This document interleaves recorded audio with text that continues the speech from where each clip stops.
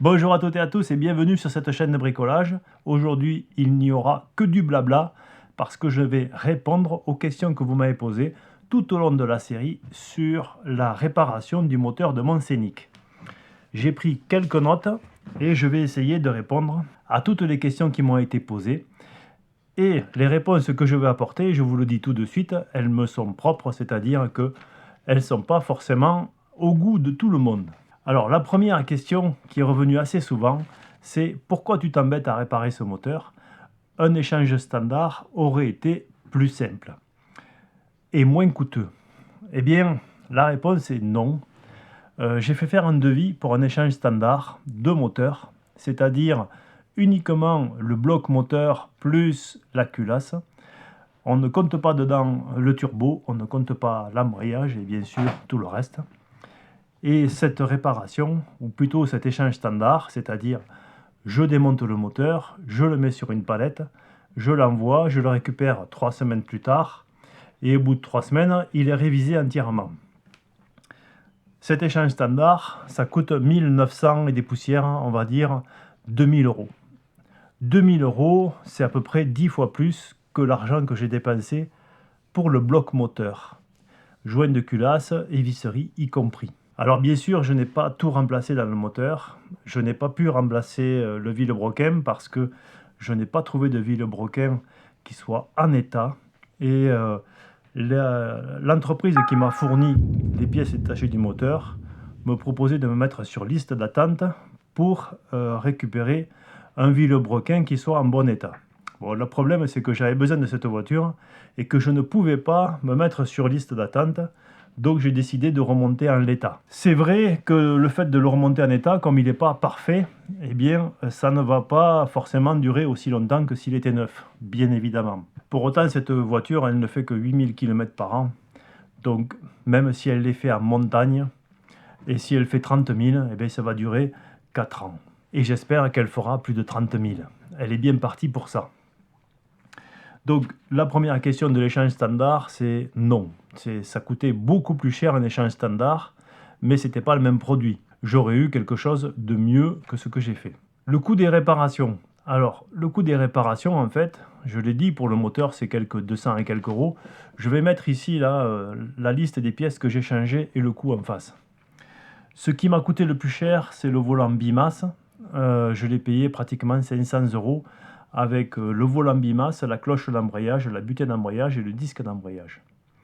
Je ne sais pas si c'est une pièce d'origine, c'est une marque que je ne connais pas.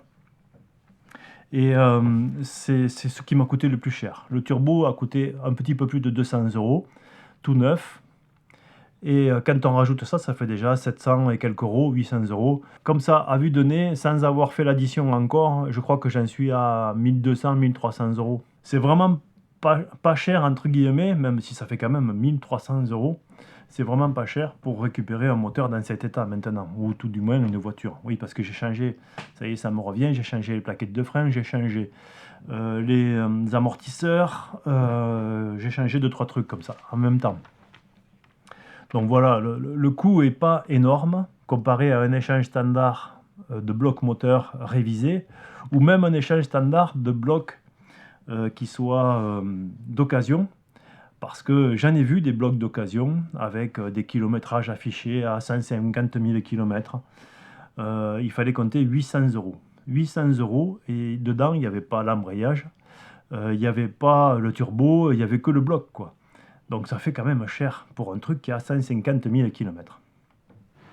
Qui n'a aucune garantie, qui n'est pas révisé, qui a rien du tout, quoi. Donc ça fait beaucoup d'argent.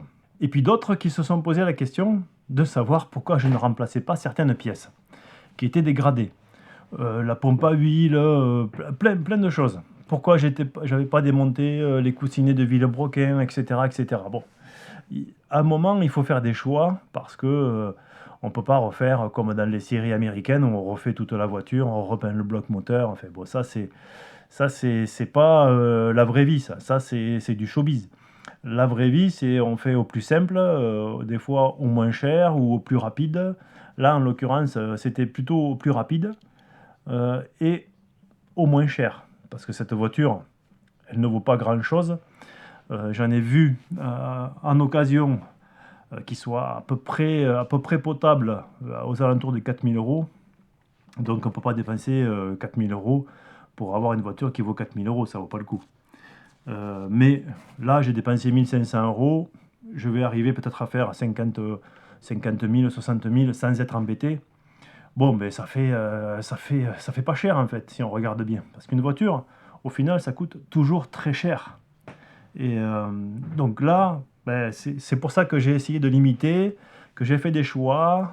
Une pompe à huile, c'était une centaine d'euros, je crois.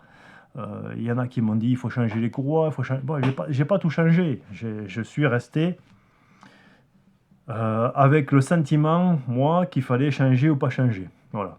Après, chacun a son idée là-dessus, et ça, ce n'est que la mienne. Alors, par rapport aux pièces détachées donc, et au coût, le seul truc que je regrette, c'est de ne pas avoir pu changer ce vilebrequin. Celui que j'ai acheté d'occasion, je l'ai acheté en Allemagne. J'en avais trouvé en Espagne, j'en ai pas trouvé en France, j'en ai trouvé en Angleterre. Et en Allemagne, celui que j'ai trouvé qui semblait le mieux sur les photos, bien en fait, quand il est arrivé, le palier central était abîmé, donc je ne l'ai pas monté. Je n'ai pas eu confiance. Donc j'avais pas plus confiance dans celui que j'avais acheté que dans celui qui était sur la voiture. Donc j'ai préféré le laisser. Alors bien entendu, pour faire cette série, il m'a fallu acheter des outillages. Là aussi, eh bien, c'est une question de ressenti. J'avais essayé de faire avec les outillages que j'avais. Je vous ai montré par exemple que pour la segmentation, j'avais essayé de me débrouiller sans acheter l'outil. J'ai fait une bêtise énorme parce qu'en fait, ça m'a coûté un jeu de segments plus un outillage. Il y a des fois, il ne faut pas tergiverser. Pour 15 euros, il faut s'acheter l'outillage parce que c'est vrai que je vais m'en servir peut-être qu'une seule fois. Mais alors la facilité d'utilisation et le fait de ne pas abîmer les pièces, ça paye largement les 15 euros. Donc là, l'outillage pour monter la segmentation, j'aurais dû l'acheter. J'ai acheté des clés dynamométriques. J'en ai acheté 2. La première, je me suis trompé quand je l'ai achetée, donc je l'ai acheté pour rien. J'ai pas fait attention. Mais la deuxième, elle a une gamme qui va de 10 de mémoire à 110. Et celle que j'avais déjà allait de 30 à 200 et des poussières. Donc j'ai maintenant une gamme de clés qui vont me permettre de faire de la mécanique dans un domaine assez large. J'ai cassé une vieille clé à cliquer que j'avais depuis 35 ans. Bon, c'était une clé que j'avais dû payer, que j'avais acheté dans les camions à l'époque, là, un truc qui n'était pas du tout sérieux. Et j'ai essayé de démonter les vis de culasse avec. C'est les vis qui sont les plus serrées dans le moteur. Bon, c'était sûr que j'allais l'abîmer. Il y a eu beaucoup de réactions là-dessus. Je retiens juste ce que m'ont dit certains, c'est que depuis 30 ans, parce que moi cette clé elle avait 30 ans au moins, si ce n'est pas 40, depuis 30 ans les clés ont fait plus de progrès et on peut les utiliser pour serrer et pour desserrer sans problème, les clés à cliquer. Celle-ci était vraiment une clé, enfin celle que j'ai abîmée, c'était une clé ancienne de bas de gamme, de même très bas de gamme, il y avait du jeu déjà à l'origine. Par contre pour le reste, je ne suis pas sûr d'avoir dépenser de l'argent à tort et à travers au niveau des outillages, quand j'y réfléchis. C'est vrai qu'à un moment, j'ai dit, bon, je vais acheter un outillage pour venir monter les étanchéités de queue de soupape. Bon, je l'ai acheté, je l'ai utilisé, peut-être que j'aurais pu faire autrement. Mais dans le fond, ça coûte une trentaine d'euros. Là encore, je sais que maintenant les joints sont bien montés. S'ils avaient été mal montés, parce que j'avais bidouillé quelque chose, bon, ben, je l'aurais regretté parce que pour aller les rechercher, les queues de soupape, il faut démonter la moitié du moteur. Donc il y a des choses comme ça qu'il faut acheter malheureusement et qui, dans mon cas, sauf catastrophe, ne vont pas resservir. Donc je vais peut-être les revendre, je ne sais pas ce que je vais en faire. Enfin, en tous les cas, je ne suis pas non plus... j'ai pas dépensé beaucoup d'argent. Je crois qu'en tout, j'ai dû dépenser 150 euros d'outillage. Hormis la grue ici, la grue de levage, qui a coûté à elle seule 150 euros et que peut-être je vais revendre. Les autres, je vais les garder. Voilà. Donc en tout, 150 euros d'outillage à main, plus la grue, 300 euros. Plus en gros 1200-1300 euros de pièces détachées, comptant l'huile et puis les liquides de frein et tout ça, les liquides derrière. Je suis à 1600, 1700 euros, la révision complète, du moteur, du turbo, de l'embrayage, des amortisseurs, des plaquettes de frein, enfin voilà, on part pour un moment. Alors, certains m'ont dit que j'avais beaucoup de courage et de patience et se posaient la question du temps que j'y avais passé. Alors, du courage, c'est sûr, il en faut, parce que au début de la série, quelqu'un m'a dit « Oula, quand on a passé 50 ans, s'attaquer à ce genre d'exercice, c'est un peu compliqué. » Je confirme, je confirme parce que c'est quand même assez physique, surtout quand on n'a pas d'outillage et qu'on est d'outillage de levage et qu'on est sans arrêt en train de se coucher, de se lever. Bon, au bout d'un moment, ça fatigue, c'est fatigant. Et le temps que j'y ai passé, je sais pas, je saurais pas dire exactement. Je pense qu'en tout et pour tout, j'ai dû travailler une dizaine de jours dessus. Et ça a duré un peu plus longtemps que 10 jours, tout simplement parce que bien, j'ai eu du temps d'attente. Et puis j'ai eu quelques soucis de santé qui ont fait que j'ai travaillé moins vite. Voilà. Je parle même pas du temps que j'ai passé à faire le montage vidéo, à tourner les images, qui là aussi double, voire des fois triple le temps à passer. Donc il faut compter, pour faire cette opération, il faut compter une dizaine de jours. L'opération que j'ai bien en tête, c'est la partie remontage moteur et repose moteur. J'ai mis 3 jours. 3 jours pour remonter le moteur, reposer le moteur et démarrer la voiture. Donc ça, c'est sûr que c'est ces 3 jours que j'ai mis. Le reste, ce sont des demi-journées morcelées, donc je dirais en tout 10 jours, quoi. Il y a 2 ou 3 jours rien que pour le nettoyage des pièces, donc ça fait déjà pas mal. Donc je n'ai pas montré le système de la purge d'embrayage, voilà. J'avoue que j'en avais un peu marre, là j'étais un peu... D'abord j'étais pressé de démarrer, et puis j'en avais un peu marre de filmer et de voir la si faible audience, donc je me suis dit, bon tant pis, je ne le montre pas. Je peux pas non plus me couper les 80 pour ça, c'est pas possible, il fallait que j'avance. Donc je ne l'ai pas montré, sachant que c'est pas non plus très compliqué. Si j'ai l'occasion, je le remontrerai. Et oui, je voulais dire à ceux qui critiquaient la façon de filmer qu'il n'était pas possible pour moi d'utiliser la caméra que j'utilise aujourd'hui, le micro. Vous l'avez vu dans un épisode, je crois, j'ai filmé avec le téléphone, je l'ai tombé, donc je l'ai abîmé.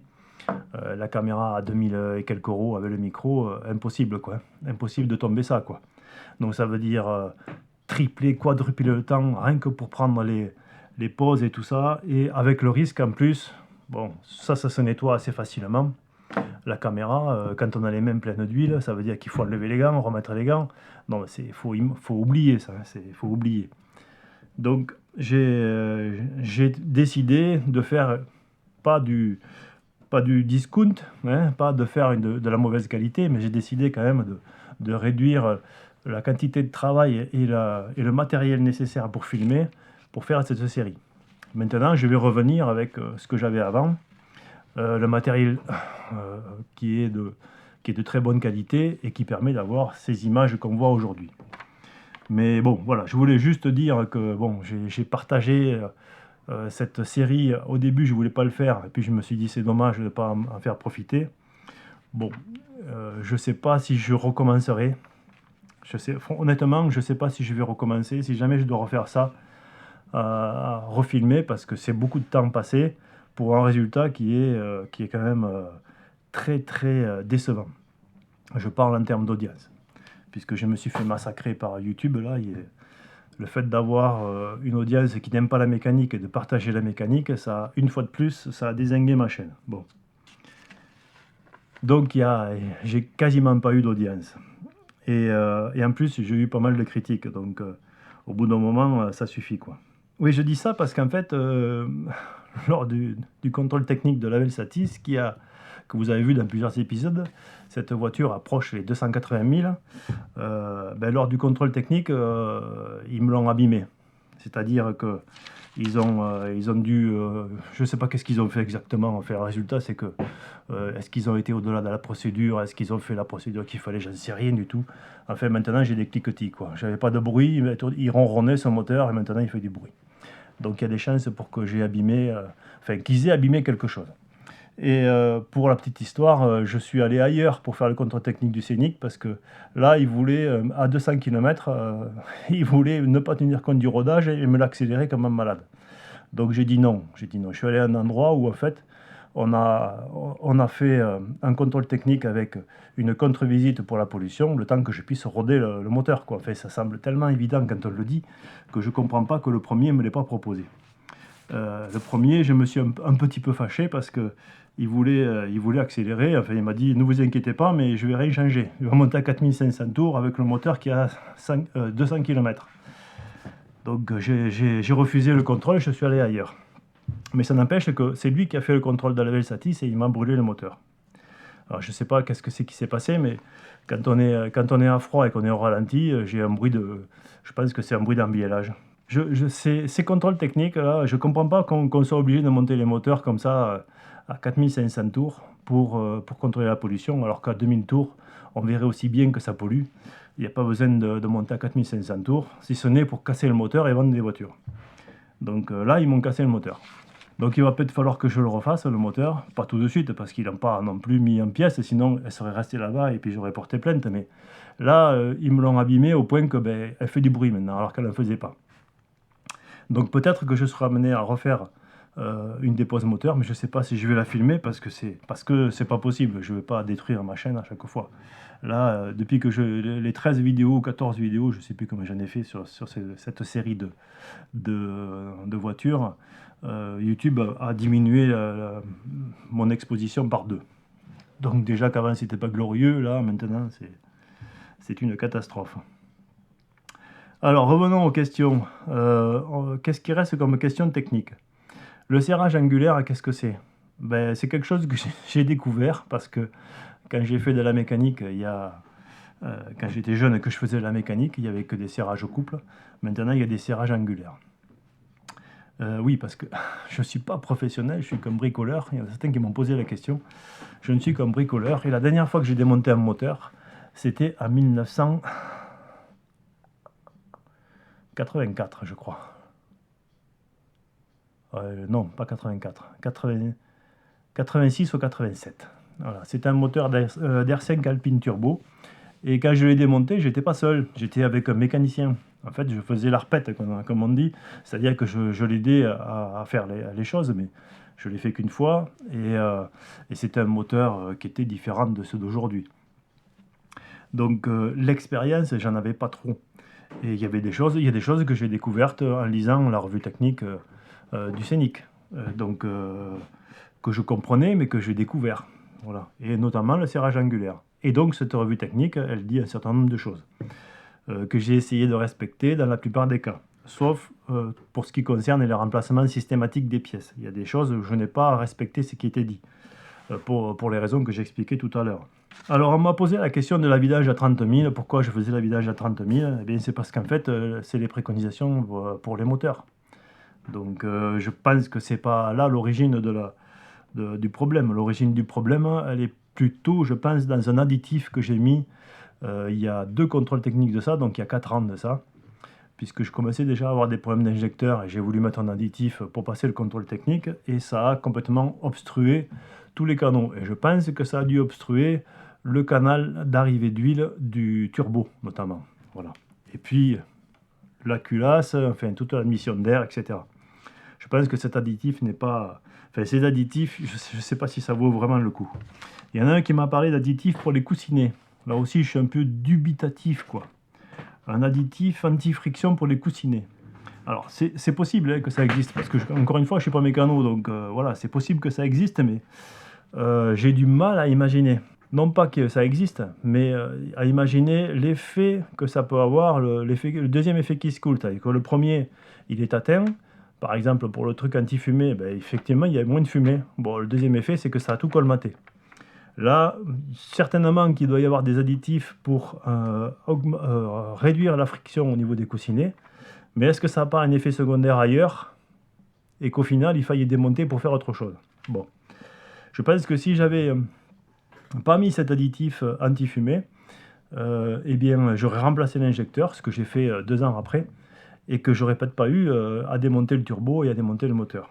Je pense qu'il y a quelque chose comme ça. Qu'est-ce qui reste encore?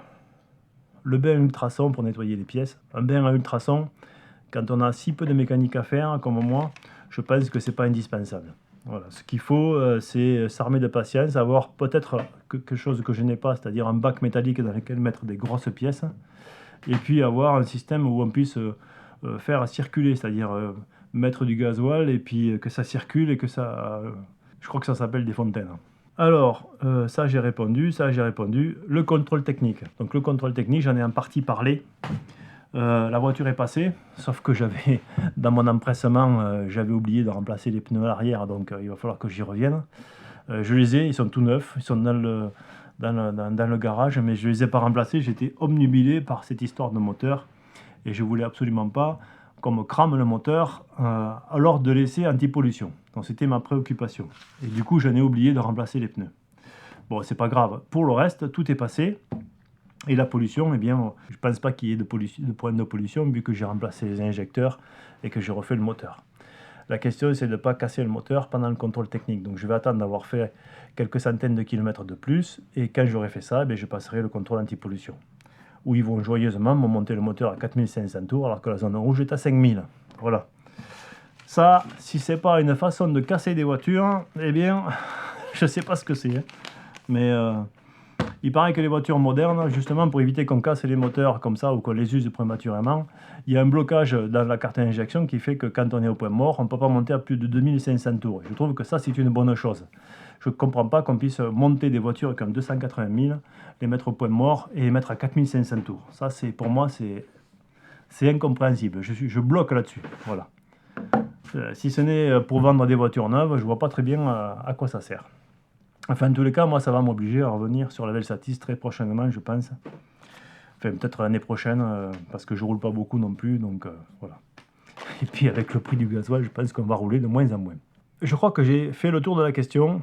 Donc, cette série sur le Scénic est terminée. J'espère que j'ai répondu à toutes les questions.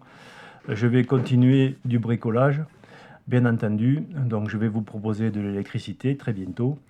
Je vais vous proposer du bois, je vais vous proposer plein de choses. Je n'ai toujours pas reçu le laser que je devais recevoir, qui découpe du bois de 15 mm. Il paraît qu'ils sont en rupture de stock, donc j'attends. J'ai été sollicité par un fabricant de matériel électrique et j'ai refusé son partenariat parce que au bout de 5 ans, je ne peux pas accepter des conditions comme celle-ci. Franchement, je sais pas comment ça se passe pour les autres, mais là, c'est quand même un moyen très facile pour des marques, pour des fabricants, de ne pas utiliser des agences de communication qui, elles, vont facturer au vrai coût et de faire passer de la communication par l'intermédiaire de gens comme moi, en espérant que ça va leur coûter ça va leur coûter pratiquement rien, voire même qu'on va sourire et qu'on va acheter leur matériel juste avec une petite réduction pour le montrer à la caméra. Je ne sais pas si ça va dans le bon sens. En tous les cas, moi, je ne marche pas dans ce genre de combine. Donc du coup, il y aura pas de... Je voulais refaire l'électricité ici. Ça n'y sera pas. Parce que ça coûte assez cher quand même, le matériel électrique. Et que je ne veux pas cautionner ce genre de démarche. Donc, pas de partenariat électrique. Mais c'est pas grave, ça ne va pas vous changer grand-chose. Vous allez voir quand même du bois, vous allez voir de l'électricité parce que j'ai eu une panne, donc j'en ai profité pour filmer. Vous allez voir peut-être aussi un petit peu de mécanique, mais pas de façon aussi intensive. Et de l'impression 3D, du laser, enfin tout ce qu'on voit d'habitude. Ah, et puis pour finir, donc on m'a dit, mais il faudrait que tu fasses une question-réponse en live. Malheureusement, le live, c'est pas possible. Pour avoir un live, il faut avoir à peu près 6 mégabits de débit montant. Bon, moi je suis à 2, voilà, donc des fois même à 1. J'ai même du mal à voir mes enfants en visio sur Messenger, parfois ça marche pas. Et j'ai même des fois du mal à téléphoner tout simplement parce que le réseau ne marche pas. Voilà, on est à la campagne ici, et à la campagne, eh bien en fait on paye pour les gens des villes, mais on n'a pas le service. Voilà, puisque je paye les mêmes tarifs que les gens des villes, sauf que j'ai absolument pas le service. Après c'est pas grave, hein, j'ai le plein air, tout ça, mais je ne peux pas faire de live, c'est pas possible. Bientôt, on aura peut-être la fibre. On va passer directement de l'âge de pierre au 3e millénaire, parce qu'on va sauter une étape. Mais bientôt, je répète la fibre. Ils ont déjà planté un poteau, là, donc À ce moment-là, je préfère des lives, mais pour l'instant, c'est pas possible. Techniquement, c'est pas possible. Ça fait déjà 2 ans ou 3 ans que je voudrais faire des lives, mais que je peux pas. Bon, j'espère que j'ai pas été trop long. Je sais pas s'il y a encore quelqu'un qui regarde la vidéo, parce que j'ai quand même été un petit peu long et c'est que du baratin. Si c'est le cas, eh bien, je vous donne rendez-vous dans de prochains épisodes de bricolage. C'est promis, il n'y aura pas de blabla et on va ressortir les outils pour faire un petit peu quelque chose avec ses doigts. Je vous dis donc à très bientôt et d'ici là, soyez curieux, soyez prudents et bricolez bien.